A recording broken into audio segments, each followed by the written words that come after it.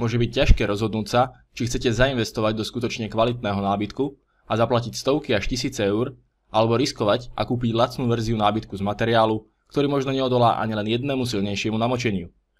Na prvý pohľad neviete, ktorý je ktorý. Ako tie nábytky rozoznať? Aká je cena? Akých odporúčam výrobcov? Toto všetko, ale aj ďalšie informácie z výroby a montáže vám poviem v tomto krátkom videu. Začnem rovno materiálom a výrobou. Čelné plochy a korpusy skriniek sa najčastejšie vyrábajú z materiálu hrúbky 18 až 32 mm. Nie je potrebné tento údaj preverovať a chodiť po obchodoch s posuvným merítkom.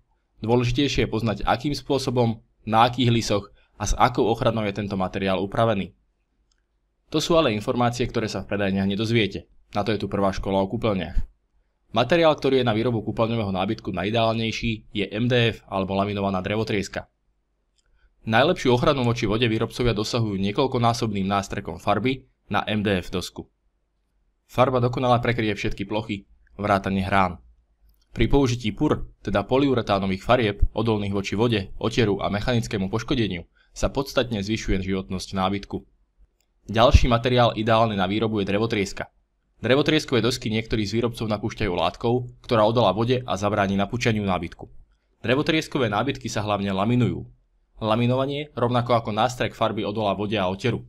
Pri použití laminovania, teda fólií, je veľmi dôležité opracovanie hrán, pretože hrany sú najnáchylnejšie na poškodenie a sú miestom, odkiaľ sa voda najjednoduchšie dostane do jadra dosky, spôsobí napúčanie nábytku a teda jeho znehodnotenie. Na ochranu hrán sa používa ABS páska hrúbky 1 až 2 mm a špeciálne lepidlo, ktoré je vodovzdorné, chráni hrany pred namočením a teda chráni celý nábytok pred znehodnotením.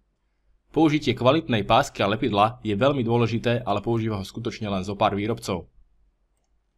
Ďalej prejdem na pánty a otváranie.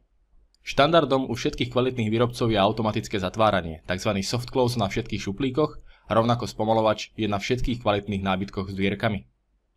Kvalitné pánty sú testované na približne 150 000 cyklov otvorenia a zatvorenia, pričom lacné náhrady vydržia často ledva pár stovák otvorení a zatvorení. Niektoré závesné nábytky so šuplíkmi ponúkajú praktické zoraďovače na drobnosti a ďalšie miesto na menšie kúpeľňové a hygienické potreby. Pri mohutnejších skrinkách na nožičkách nájdete podstatne viac miesta na uloženie aj objemnejších vecí. Pri šuplíkoch sa presvedčte, či sa vysúvajú dostatočne. Skrinky s dvierkami bývajú praktické kvôli veľkosti úložného priestoru a nosnosti skrinky. Kvalitná skrinka na nožičkách s dvierkami a masívnymi policami hravo unesie čistiace a pracie prostriedky. Novú skrinku si vyberajte hlavne podľa vašich reálnych potrieb, či už pre dizajn alebo praktickosť. Nezabúdajte pri zmene rozmeru popremýšľať, ako vám vyhovoval predošlý nábytok a kúpte si taký, ktorý vám bude vyhovovať viac. Ako zistiť, ktorý nábytok je fakt dobrý? Ak máte možnosť vidieť nábytok naživo, je to jednoduché. Ak vám vie predajca povedať, z akého je nábytok materiálu, aká je použitá farba, prípadne fólia, tak ste určite u dobrého predajcu. Ak vám podrobnosti nevie povedať, ale nábytok si môžete pozrieť, skontrolujte opracovanie hrán, pri lakovaných verziách si dajte pozor na kvalitu nástreku, ak nájdete viditeľné stekance a ryhy, sú spôsobené zlým opracovaním nábytku pred lakovaním.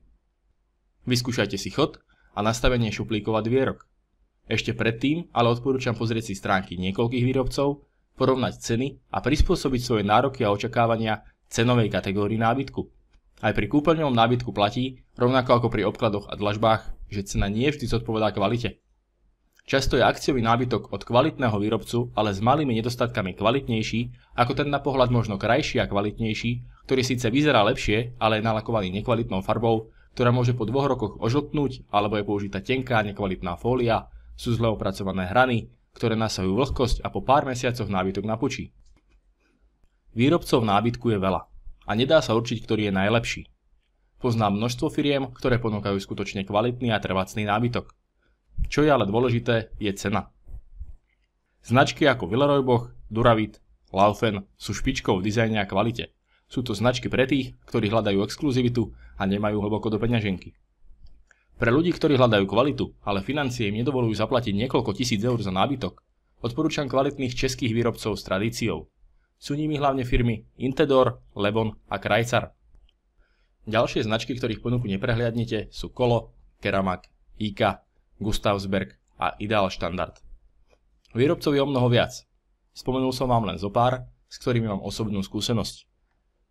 Ďalej prejdem na možnosti zavesenia a výber farieb. Nábytok sa rozdeľuje na závesný a položiteľný, teda nábytok na nožičkách. Jediné upozornenie pri výbere skrinky pod umývadlo je umiestnenie sifónu a prívodných ventilov vody. Je dôležité prispôsobiť ventily a sifón skrinke bez jej úpravy, bez poškodenia, nebodaj pílenia alebo vrtania otvorov, čo naruší odolnosť skrinky voči vlhkosti a teda znehodnotíte ju ešte pred začatím jej používania. Farby skriniek si môžete u väčšiny výrobcov lakovaných sérií zvoliť akékoľvek, napríklad zo vzorkovnice farieb RAL. Môžete teda svoj nábytok zvoliť vo farbe obkladu, alebo si vybrať svoju obľúbenú farbu a zvyšok kúpeľne doladiť doplnkami. Pri laminovanom nábytku máte možnosť vyberať si z mnohých vzorov, hlavne rôznych drevín, ktoré sú skutočne prepracované a svojou farbou a štruktúrou hodnoverne pripomínajú rôzne druhy drevín. Reklamácie. Skrinky v kúpeľni, hlavne tie nekvalitné, začnú počase meniť farbu, prípadne sa začne odlupovať fólia, odlepovať páska z rán, v tom najhoršom prípade nábytok napučí, čím sa úplne znehodnotí. Takmer všetky z týchto reklamácií sa nedajú uznať, a to kvôli vraj nesprávnemu použitiu. Veď predsa kúpeľňový nábytok nesmie byť vo vlhkej miestnosti a nesmie byť v styku s vodou. Rovnako tak ho nesmiete používať v zaparenej miestnosti. A musíte splniť aj ďalšie nesplniteľné požiadavky, aby bola reklamácia uznaná. Lenže tie podmienky nie je možné splniť, takže jediné, čo vám zostáva, aby ste boli dlhodobo spokojní a nekupovali kúpeľňový nábytok každé 2 roky, je vybrať si skutočne kvalitný nábytok hneď na prvý krát. Ak sa chcete vyhnúť starostiam, vyberte si zo značiek, ktoré odporúčam. Nájdete ich na stránke prvej školy o kúpeľniach. Nájdete si tam výrobcov s kvalitným a lacným nábytkom, výrobcov, ktorí vám dokážu vyrobiť nábytok na mieru v akejkoľvek farbe, rovnako tak aj značky, ktoré ponúkajú krásny a jedinečný nábytok pre tých najnáročnejších. Vo videu som určite nespomenul všetko, čo vás o kúpeľňovom nábytku zaujíma, a určite som neodpovedal na všetky vaše otázky.